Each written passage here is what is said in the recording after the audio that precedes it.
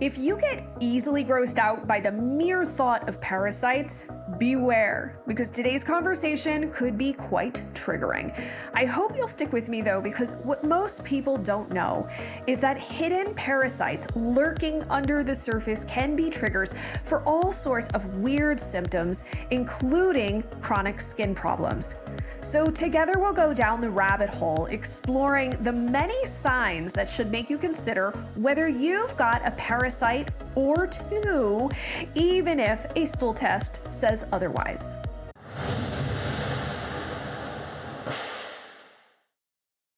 Hello, everybody. It is Jen and Jen. We are back for the Ask Jen segment of, I guess this is kind of part of the Healthy Skin Show. We are going to dive into a topic that I think Jen and I both get asked about quite a bit, which is parasites. And are parasites as big of a problem when it comes to being a chronic skin rash trigger as maybe Facebook groups and influencers online make them out to be? So the question really is, do you need to be worried about parasites? And is it possible that you're actually getting some not so great information about them, whether that's actually coming from an online group or even your practitioner? We're going to discuss that today. Jen, you work with kids and babies, and I work with adults, so it's really easy for us to share our different perspectives, specifically because we both work with people with chronic skin issues. So, Jen, let's talk a little bit first, just like set the stage of this conversation, because I know people are going to get grossed out. It's what always happens. People find parasites and the topic of parasites to be so disgusting. What are some different types of parasites that you've seen in your practice? Obviously, we've got like two different types in general. You want to share a little bit about that? Well, I would say, and just to level set with what you were saying, and the way I tell the parents I work with about this too, whenever we do have a parasitic finding or suspect parasites, the face is like, ah. It's so common, people think, oh, we live in the United States or whatever modernized country you live in. And, oh, that doesn't happen here. No, it is so common. It's actually normal. Like we have all of these microbes that are on our skin, inside our body. So some of that is normal, and some of it is not. So with kids, it is very normal to have these sorts of things that we don't necessarily want to have happen, and it absolutely can impact what's happening on their skin. Of course, when we're talking about kids, a really common one that comes up is pinworms. So that often also is accompanied by different types of parasites. And so sometimes too, when I'm talking to a client and going through things, working on the skin, doing our deeper dive and getting things going for them. And I see in the history that they have had pinworms. We do some testing and we don't see anything parasitic. However, it is always something that I want to account for, because I know we'll get into this in a little bit too, but some of the testing that we use that I find most helpful for actually getting to the root cause and helping with the skin actually isn't very good for detecting parasites. So everything comes with a grain of salt. But so, if your child is struggling with chronic skin rashes, and I know we'll get into this today too, I won't jump ahead too much, but there are some other signs that I look for in my clients to help me know if this is something that we should suspect and dive deeper into. This episode is brought to you by my line of professional grade supplements called NutritioniSt. I crafted these supplements especially for those struggling with chronic skin rash issues and base the formulations on my extensive research and clinical experience in my private practice. They are made from the highest quality ingredients and tested to be free of different allergens so that you can support your gut, liver, and overall health with the formulas that I've found work best for my skin rash warrior clients without triggering a flare. I'm excited to share them with you, so check them out at quellshop.com and use the coupon code GET15OFF to get 15% off your first order. I'll put a link in the description below, and now let's jump back to the video. Yeah. Well, I think too, it's important for people to know there are single cell parasites. So those are protozoa. And then you have worms or helminths. And so they're different creatures. I think you're right. A lot of times the response from a conventional doctor is like, you live in the United States or you live in Europe. We don't have parasites here. And that is not that's not accurate. And you can easily find very current, recent news articles showing otherwise. Also, people travel. People go, I'm sure you're in LA. People go down to Mexico for vacations. It's like a weekend holiday for people that live in California. Whereas, here it's a little bit of a trek for me, but it's also pretty easy for me on the East Coast to head down to the Caribbean and different islands there where you could also pick something up. So I think we forget that we are a mobile society now. And obviously that's not the only thing where you can, or places, or essentially only situations that you can pick up parasites. But I think worms gross people out the most. I have to be honest, like that is the thing that clients and I'm like, there's a worm, and they're like, oh my gosh, am I contagious? It's like I have to stay away from people. Like they kind of freak out because the idea of having a worm is very, admittedly, gross. I get it. I've had a parasite before.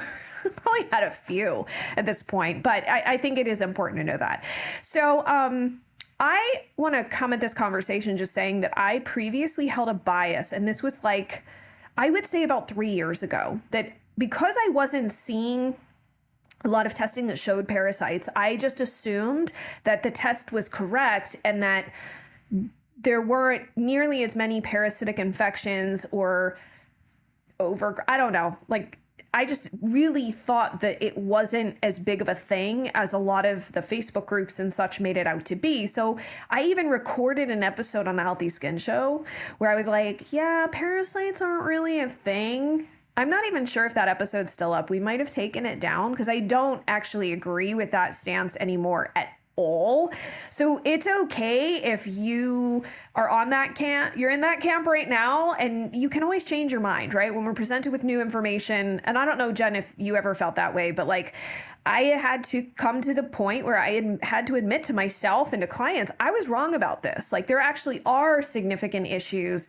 I would say in my clients, the adult population of those with things like eczema, psoriasis, rosacea, perioral dermatitis, chronic hives, urticaria, dermatographia, the whole histamine overload situation, that there are probably way more parasite problems than we realize. And I would say percentage wise, I realize I didn't share that. I would say percentage wise, I think I generally suspect a parasite, and I say suspect, and we'll explain why. I can't say find, but suspect parasites in probably about I would say almost 70% of cases.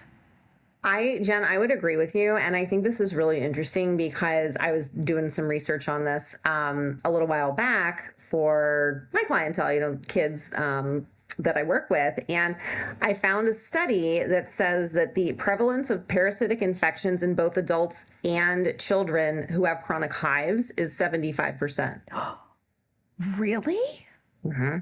Wow. Remind me, I'll share that link with you. Yeah. Yes, please, because we should put that into the show notes. I think people would like to see that. Yeah. Mm-hmm. Wow. So what in general because you're working with infants, newborns, all the way up to mid-teens-ish, what do you think the percentage is where you start to suspect parasites? That's a really good question. I would say, I don't usually think of it in terms of percentages, but it's a really good chunk. And if I had to guess of a percent, and I do have a lot of kids where hives are an issue in the absence of other things that you would suspect would cause them. But that said, I would say probably close, up to 80%. There's so many even when we do the testing and it's not detected on the testing we do, just the signs, the symptoms, family history. Often mom knows that she had. A lot of the clients I work with, the parents are very knowledgeable about this kind of approach that we take from the functional perspective, from the integrative functional perspective. They're very knowledgeable about these types of issues. They've had a lot of their own health challenges, are on their own healing journeys. They know that they've had some of these things happen. And so that is a clue also, because a lot of these things we share with people we're in close proximity with. So if you know somebody in your family has had issues with parasites, and you've been in close proximity with them, and you're experiencing some sort of inflammatory chronic health, anything really for that matter, of course, skin stuff, it's definitely something to check out. Also, if you have pets, that's another thing that you definitely want to take into consideration. This is by no means saying that the pet needs to go. I am very adamant. I'm going to say that here. Your pet is not the root cause of the problem. If your child has IgE, like anaphylactic allergies to pet dander, that's a different story. However, I will say in 100% of the cases that I have seen over the 8+ years that I've been doing this work, where a kid has even, a chronic allergy to the pets are rehomed, they still have chronic skin issues. So it might be a contributing factor or a trigger, not the root cause. But that said, pets, I've had dogs for a good chunk of the last 25 years. Many of my dogs have had Giardia. That's a parasite. Of course I've been exposed to it, Yeah. So Jen, they do say don't let the dog lick your face and your mouth areas. I know you have dogs, I have cats, so I've got a whole other problem with the cats, right? Because they have that toxoplasmosis or whatever. But the general rule is like, don't let the animals lick your face. Don't let them sleep in your bed, which, our cats sleep in our bed. There's no way around it. My dog constantly, she sleeps with me. All of my dogs have. It's okay.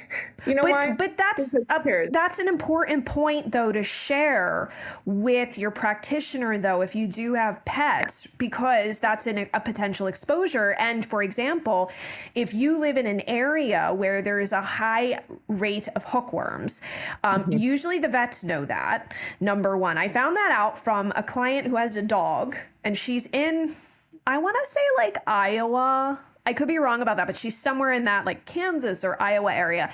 And whatever area she lives in is like infested with hookworms. And the vet actually told her that like, you got to get the dog vaccinated. The ground is just like teeming with hookworms. So a hookworm can latch onto things. And what most people don't realize is that my dad told me this. My dad was a surgeon. So he told me that the number one way that people get parasites is actually through their feet, like the bottom of your feet. Walking barefoot. Yes. Correct. So if you have a dog or a dog owner, you should ask them if they're aware of the areas infested with hookworms before you go out. I love walking in the grass barefoot as long as you don't have any allergies to grass. But if you are in an area that has a high level of hookworm infestation, that might not be a good idea. That might be a time and a place where like the grounding or earthing or whatever people call that of like putting your bare feet on the earth might not be a good idea. And actually, I will share that my husband got a hookworm, the bottom of his foot, when we were walking on a beach in Belize on our honeymoon. So it can happen on a beach. It's not just the soil. That was pretty gross. He had to take some pretty heavy duty medication from an infectious disease doctor when we got back, because you literally could see it like squirming around in the bottom of his foot. It was so gross. And then I've also gotten a parasite through my foot when we were in Costa Rica long time ago. I took my shoes off and was walking through a river to a waterfall. And probably at that point, that is something hooked on to the bottom of my feet. And that was how I got a parasite at that point. So a lot of people don't realize that pets are a potential source of this. And I think also, and if you want to also share a few yourself, I had another client who, he was really interesting. He had pretty bad eczema on his arms and his legs. And I was going through so this is why case history is so important. If you can't tell that, like, That's what we're trying to get to here. Case history is important. I was like, he told me his whole story and I was like, okay. But what happened like 10 years ago, 20 years ago? Like, did you have any incidences where you got really sick? And he he worked in the Peace Corps in Africa, and he was out in a remote village, and he would eat whatever he was served. That was just how he was, and that's fine. Like, that's great. I mean, you are served what you're served. And so he got very, very, very sick at one point, had almost like some sort of allergic-y type response, had to go seek medical care. And it sort of passed, but then he came back. And about a year later, he went hiking or backpacking and camping out in the woods. And something happened. He started to get itchy, and then the eczema exploded. And so he wasn't even going to tell me what happened when he got sick back in when he was in the village in Africa, because he didn't think it was pertinent. He didn't have any skin issues after that. Turned out he had loads of parasites. So, and he, by the way, had no GI symptoms. None. He pooped like a champ 3 times a day. Perfect poop. Nothing, no gas, no bloating, no nothing. So you can't go, oh, I don't have parasites because I don't have any GI symptoms. I don't have any gut problems. Unfortunately, I've seen it too much where people do not have any gut signs that they may have a parasite. So what about you, Jen? What are some other potential spots?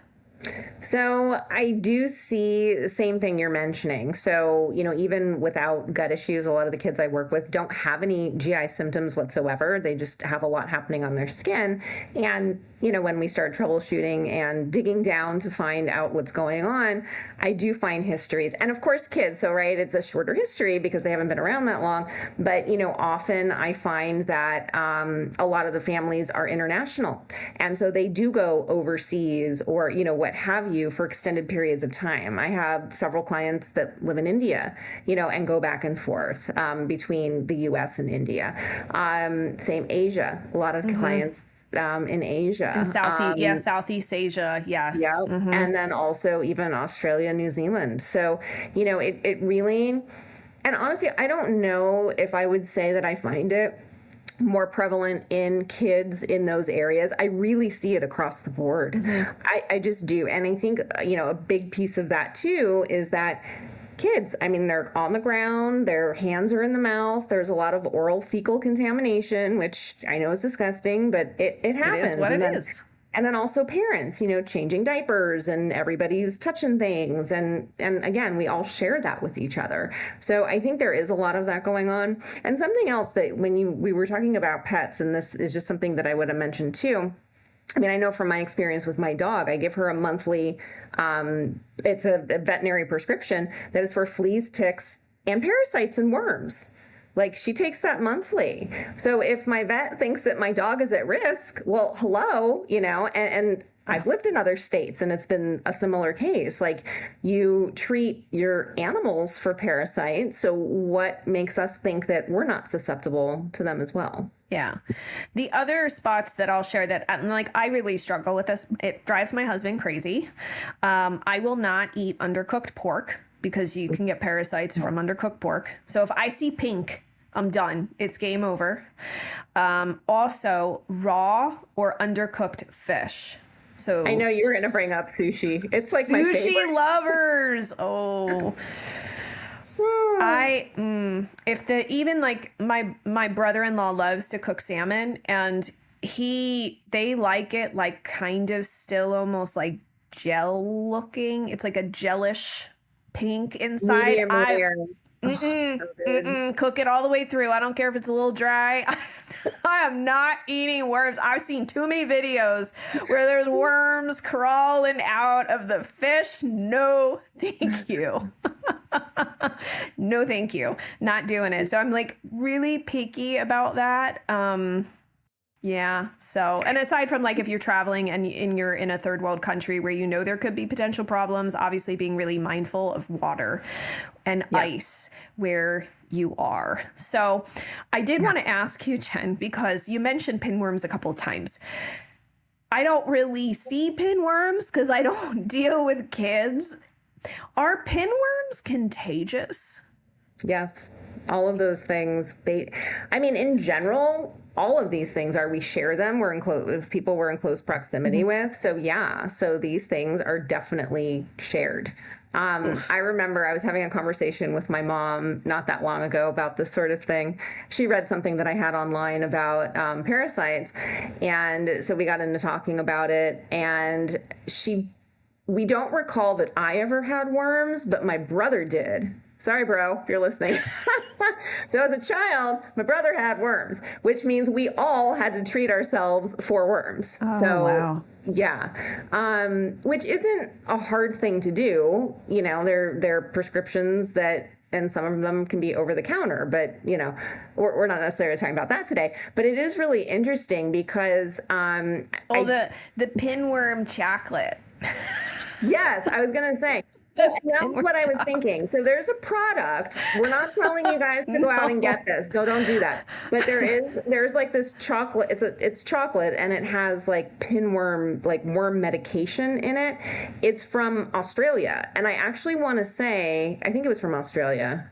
Is it? I forget. But anyway, I want to say that some of the clients that I've had from that part of the world that I've spoken to about this, and in some other countries, like regular deworming is a regular, it's like a treatment that they do on a regular basis in other countries. And I think that can be a very good thing to do because, again, they are so prevalent. And we are just under this impression here that is not the case. And that is just not true. Yeah. And also, I should mention, if you tend to live in an area where you swim in creeks and streams, another red flag. Also, not depending on the water treatment, like if you have, and whether you have treated water or not, sometimes wells can be contaminated. Unfortunately, with like blasto and whatnot.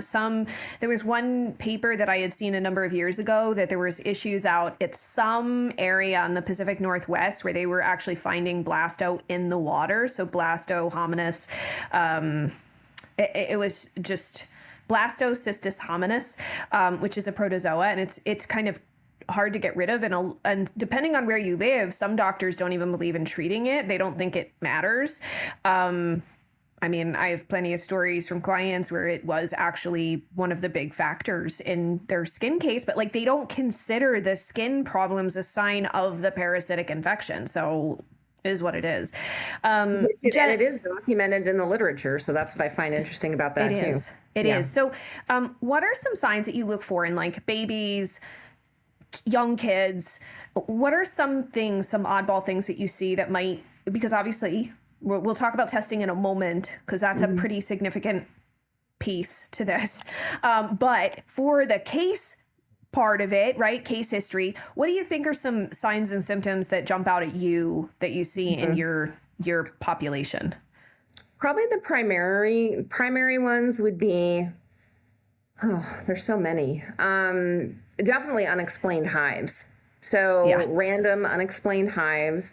You talked a lot about on your recent episode of the Healthy Skin Show that came out, I think a month ago or 2 months ago. You talked a lot about itchiness. Remember, we talked about how that could be a huge factor in driving itch in little kids. It can, absolutely. And that goes back to that study where up to 75%, it's basically at least 75% of the cases of chronic unexplained hives can be related to a parasitic infection. So definitely unexplained hives. If I know that they've had the pinworms, I might suspect D. fragilis often comes along with that. And then also, of course, taking that comprehensive history. Has the family traveled? Where are they from? Who have they been in contact with? Do they have pets? So there are a variety of different things that I look for, and I would say some of it's symptom-based, some of it is case history-based, and it just depends on, again, all of the findings together. So depending what I see on test results, Depending, and here's the thing too. So a lot of the types of products that I use for my clients to help resolve these imbalances do have broad spectrum capability. So sometimes if I don't see something parasitic detected, but I suspect it, like it might change my course of what I do to address it a little bit. But I do try, especially again, kids crawling on the ground, hands in their mouths, the fecal, oral fecal contamination. I kind of lean towards the side of, because I do, when I actually see it in people, it is like upwards of like 75, 80%. So I kind of just lean towards there might be a parasite versus no, there's probably not, just to make sure that I'm being comprehensive for my clients. Yeah. So what I tend to see in adults is like nighttime disturbances could have really bad dreams, really stressful dreams, night terrors, nightmares, clenching your jaw, TMJ type issues, itchy bum for sure. I think that's probably the same if like a parent came to you with a kid and was like, kid constantly itches his bum. You'd be like, probably parasites, let's check. So itchy bum for sure. I would also say sometimes I've noticed that people feel like they have bugs crawling under their skin. Like that sensation that we tend to think like, oh, that's something you see in a movie with people that are in like who are institutionalized and they're delusional. No, that can be a very real sensation that someone can experience, and it does not mean that they are experiencing something that isn't there. It's not always parasites. It can also be fungal, but that can be a sign of it. I would also say the other thing I would add to this, which is kind of like a slight aside, is that Demodex mites are also technically a parasite. And we have them as part of our commensal microbiome on the skin, but when they overgrow is where you start to see issues like rosacea, ocular rosacea. Oh goodness, I'll think of it in a moment. Dr. Rose came on the Healthy Skin Show. It's a really highly watched episode here on YouTube where we talked about how if you wake up in the morning with really crusted eyelids, not 100% of the time, but it's a good chance that you could have a Demodex overgrowth. It could be an eye infection, but that crusting is like their poop because they're like crawling all over your eyes, eyelashes, and eyelids. It's like really gross. The other things that I tend to see are, and this is more anecdotal, so I can't say that there's any data to back this up, but I've seen where clients are failing certain biologic drugs. So for example, Dupixent and Adbry, specifically because they're IL-13 blockers, and IL-13 is a cytokine that's supposed to help the body clear helminth infections. So helminths, remember, are worms. And so what happens is that when you suppress that, your body now can't clear the worms. And actually, if you look at their warnings for the medication, it'll say, do not use this medication if you have a helminth infection. Please tell your doctor. But then the question I always asked the drug reps was like, well, who tests for this? Who looks for this? Does the derm look for this? Does the family doctor? Like, most people don't ever get tested for worms. And they're like, oh, well, it's the patient's responsibility to tell the doctor. And I'm like, how would they know? No. Like, what sort of answer is that? Like, just go, oh, it's not the doctor's responsibility. Like, that's kind of weird. So anyway, the way this kind of came about was like, I had these clients who were on these medications and they weren't working. It wasn't like they were full covered head to toe with rashes still, but like in specific areas, it was still really, really bad to the point where they were having to use like topical tacrolimus. They were using topical steroids still. And even that was like barely keeping it together. And I'm like, why are you failing this so badly? Like, this doesn't make sense. And so then they found out. We dug deeper, did testing, and testing showed that they had helminth infections. So I can't say across the board that that's the reason, because like there is no research. I've mentioned it to some derms that I'm very friendly with, and they were like, oh, I think I'm probably going to start to look. I'm going to start to ask some better questions. I was like, great. But that's one thing. And then the other thing is perioral dermatitis. I don't see it 100% of the time, but I cannot tell you how much. It's probably, I would say about 50% of the time, perioral dermatitis has blastocystis hominis hanging out under the surface. Again, I'm not saying, I wouldn't say because you have perioral, you have this, but that, and actually it was a client's daughter. She was 8 and she's like, hey, can you do a stool test with my daughter? I'm like, sure. And it showed up with blasto, and she was an 8-year-old with perioral dermatitis. She had blasto. She actually saw a gastroenterologist who said he doesn't treat parasites, which was odd to me. And so the pediatrician was like, I'll treat it. And the kid got so much better.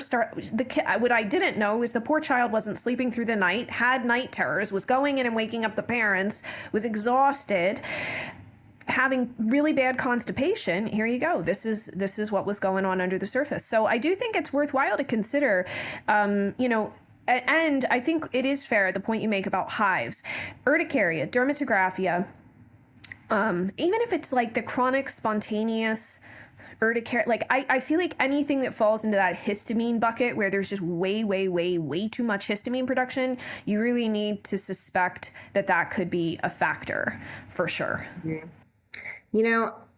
glad that you brought up the sleep. I did have a client who the skin wasn't the issue. So little girl and sleep disordered, like all the sleep apnea, the night terrors, like awful, horrible night terrors, and a lot of other symptoms going on. And sure enough, we did some testing on her, found parasites, a number of other things also. But yeah, I'm glad you brought that up because I think that is actually really important. And something to consider too,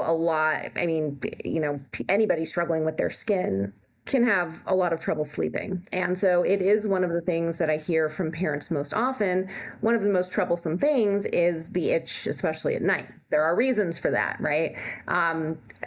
Changes that happen in the skin from a physiological standpoint that make the skin leakier and all of that. Also, some of these microbes are more active at night, like including parasites. So it can be kind of difficult and challenging because I think, obviously if your child is struggling with their skin, yes, their skin is troublesome, trying to, keep them comfortable, using the wet wraps, keeping them moisturized, things like that at night, relying on antihistamines and such, and they're still not able to sleep. We really need to get in there and find out what's happening to solve the problem.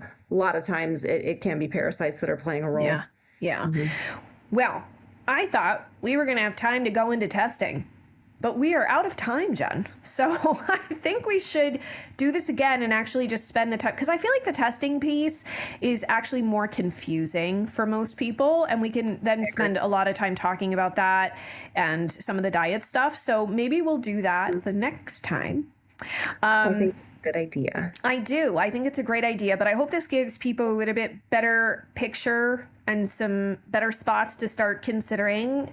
And I know Jen doesn't want people to be like grossed out by sushi, but like honestly, the number of videos, not the dog, not the cat, but like the number of videos I've seen online with the worms crawling out of the fish. Oh, why are you looking for those videos? They just show up in my feed. It's so traumatizing. In fact, now when I'm like, I follow somebody that's like big into parasite cleanses. As soon as I see, and it looks like food, I'm like, nope, we're just going to move on from this. I can't do it. I can't watch it anymore because it just grosses me out too much. So Jen, you work with infants, newborns, young children, and up to about 14, 15 years old. You can be found at, and you also have a program coming up. You've got a webinar coming up that everybody can access at conqueryourchildsrashes.com. Yes? Yeah. Yes. And you can find me, my website is jenniferkarenbrand.com. Awesome. And if you guys want to grab one of my most downloaded guides, you can go to stopmyrashesnow.com. And because the Healthy Skin Show has over 350 episodes, people always ask me, where should I start first?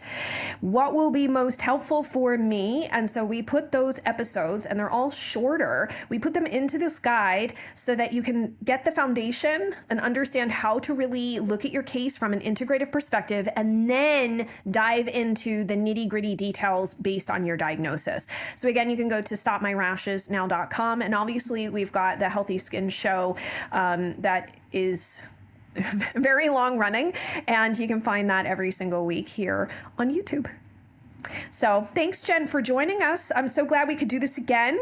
And me too. Thank you. It's always great talking to you and having these conversations. And it is just, I hope it's helpful for people listening. You know, we get the adult perspective and the child perspective, and there are some similarities, but there are also a lot of differences. 100%. So it is, so it's always good to kind of share and get both sides of it. Awesome. Well, thanks so much for being here. Thank you. If you enjoyed this video, you need to tune in to this video next. Then make sure to hit the subscribe button so you get notified as soon as a new episode drops. I'm excited to see you there and dive deeper with you on your skin healing journey.